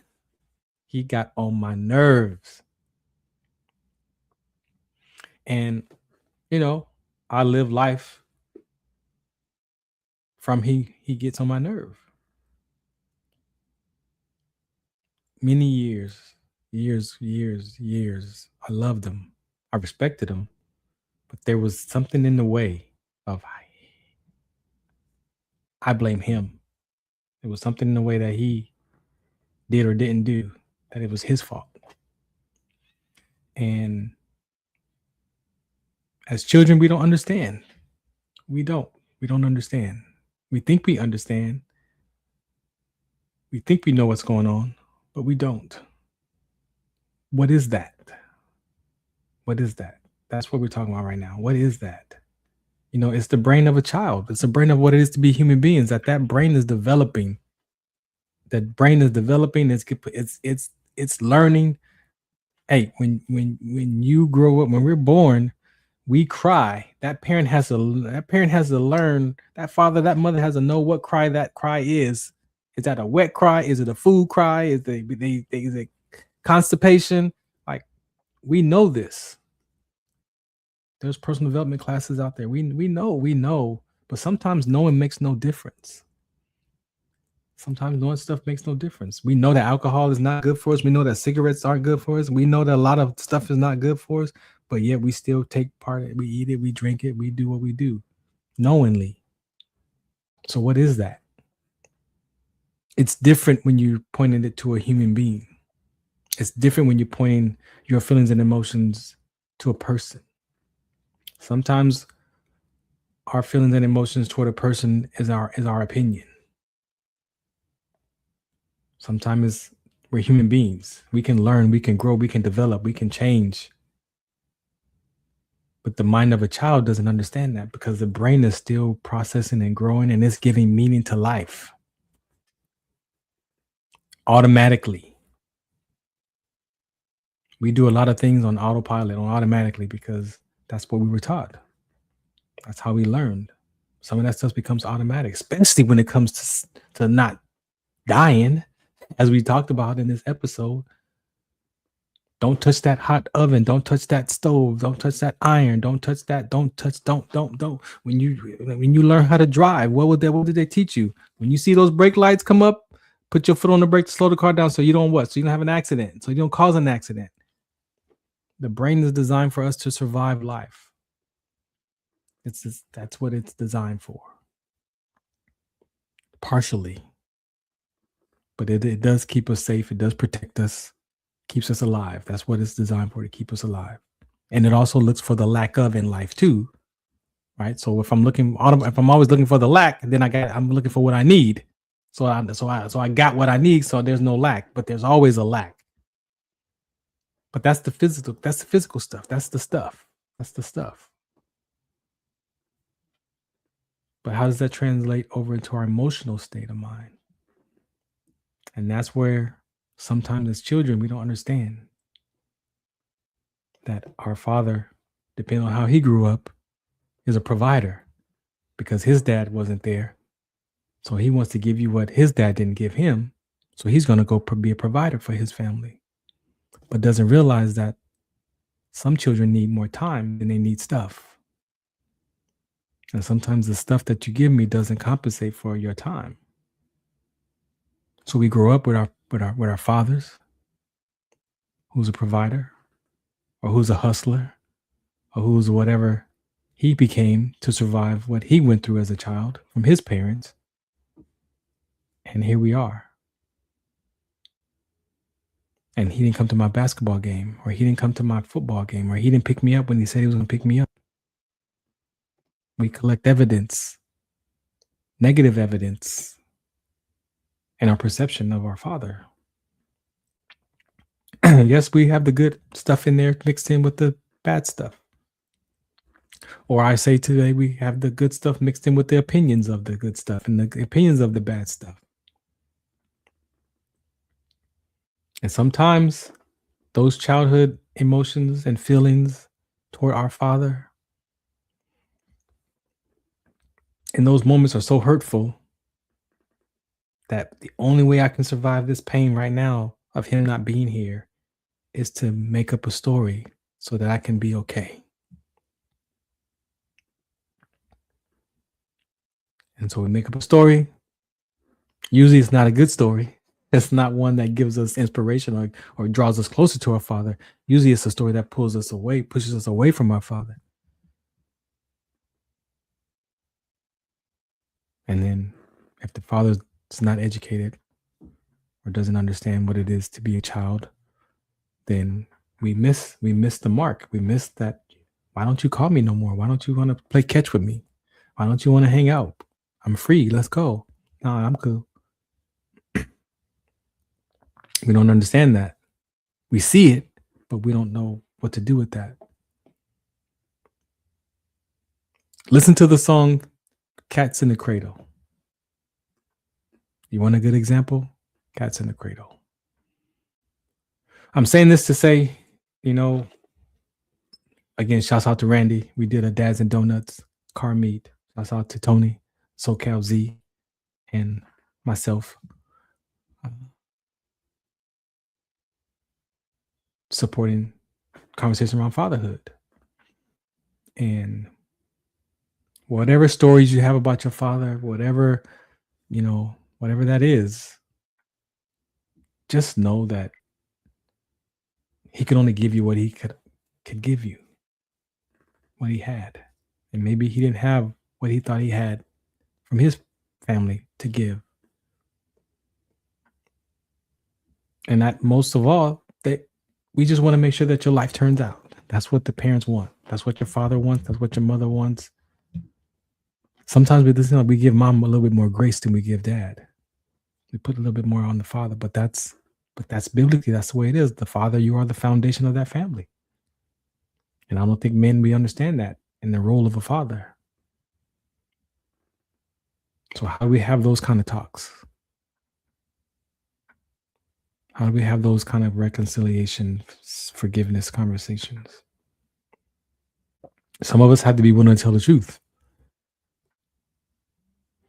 As a father, you might need to be able to listen to the truth of your child to tell you how they feel about you. Sometimes we say we need to have the hard conversation, but can we experience the hard and be okay with the hard conversation? So this Father's Day, I know you know his phone number. I know you know how to reach him. You may have not talked to him for a few weeks or a few months. Sometimes I went a couple of years without talking to my dad because I was mad at him or I was hurt. I didn't think he loved me since I was 5. So I had a lot of evidence, a lot of proof that my dad didn't love me. And that's what my mind told me. I'm not going to give Satan all the credit, but we know what Satan does to destroy the families. But there's a level of responsibility that we have to figure out what's going on, especially when you become a role of a father.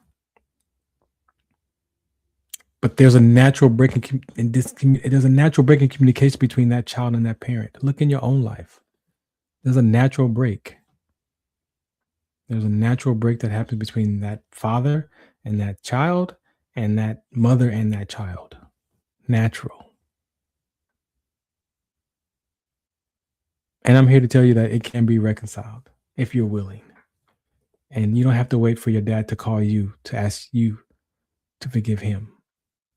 I went to my dad. I went to my mom at 40 years old to ask him to forgive me for how I treated them.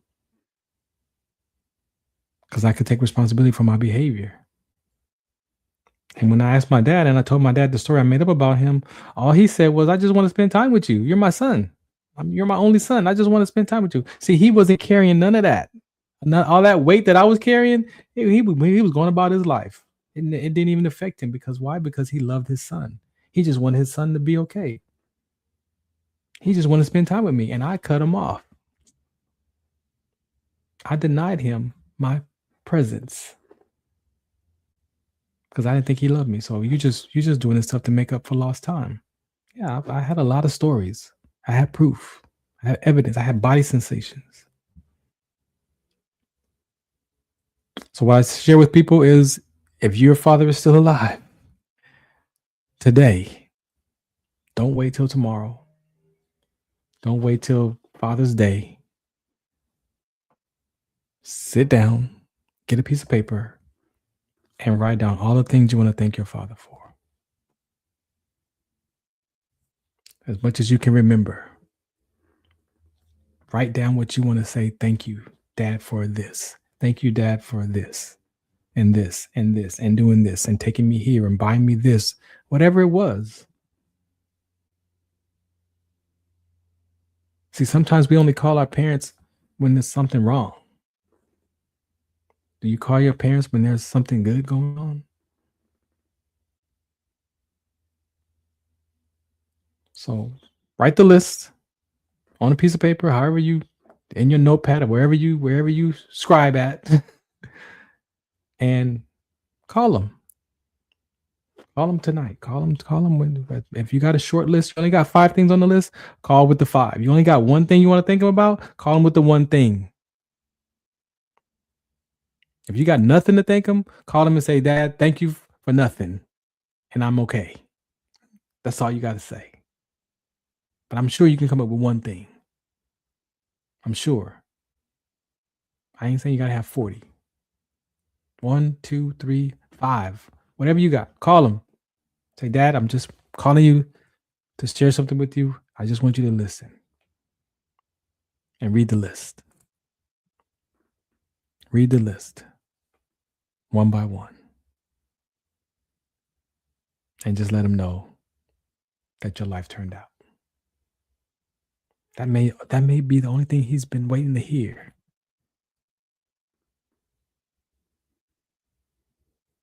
And then let him speak. Ask him, anything you want to say? Now, I'm not saying that the reconciliation and forgiveness is going to renew your relationship in that moment. It might, though. For me, it did. In that moment of me asking my dad for forgiveness, our relationship was restored because I did the work to realize that those stories that I made up about my dad was my truth, but it wasn't the truth.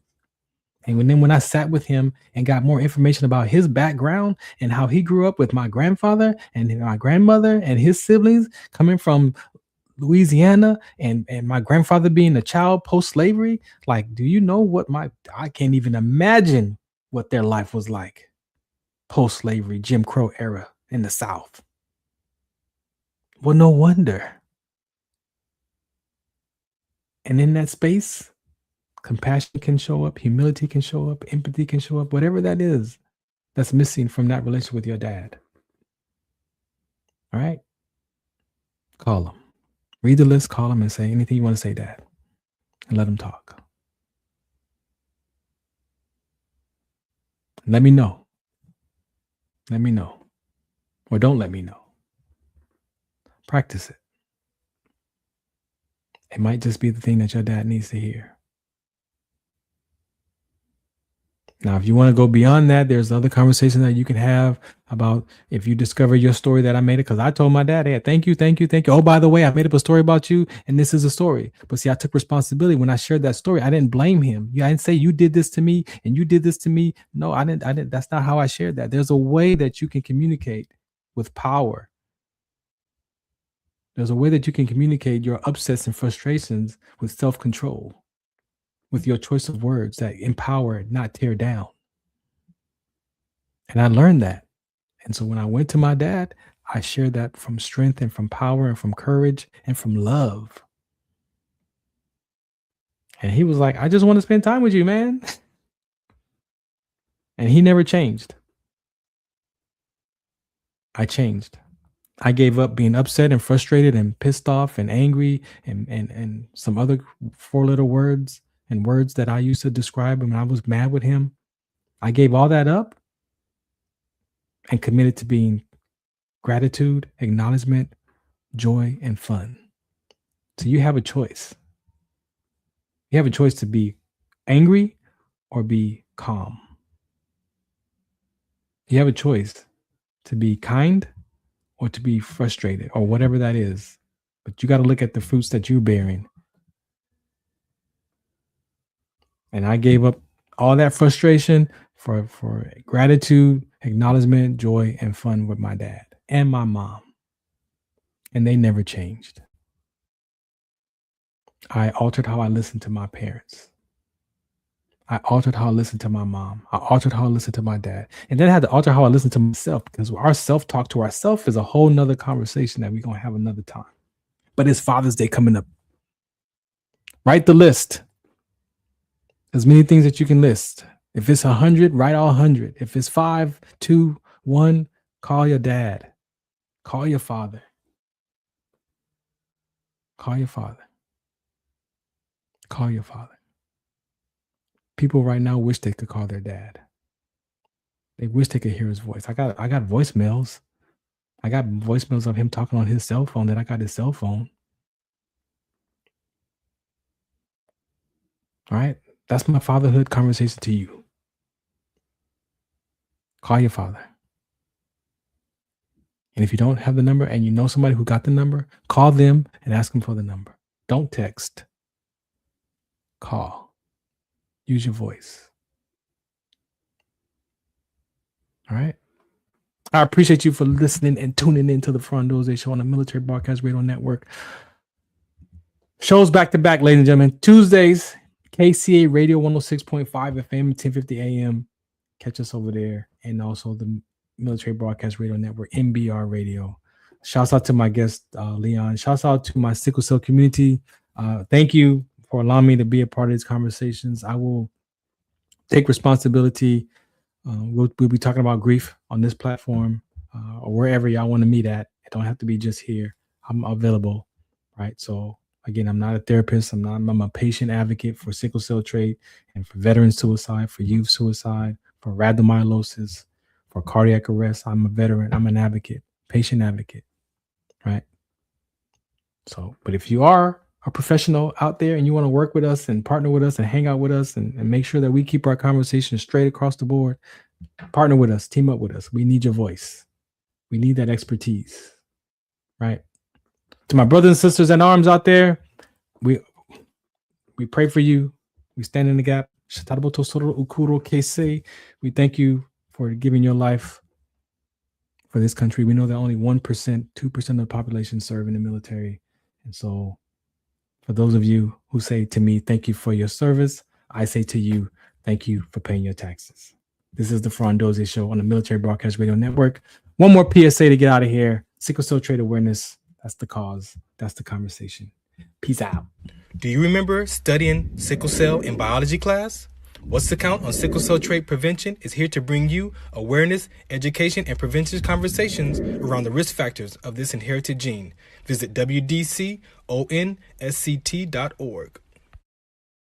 Ladies and gentlemen, thank you for tuning in to Military Broadcast Radio. As we wrap up today's show, we want to remind you that the podcast of today's episode will be available right after we go off the air. So if you missed any part of the show or want to listen again, be sure to check it out. And remember, we're here to support and honor our veterans. Your stories and experiences matter, and we are committed to giving you a platform to share them. That's right. We're here to give our veterans a voice. So don't forget to catch the podcast and stay connected with us. Giving our veterans a voice.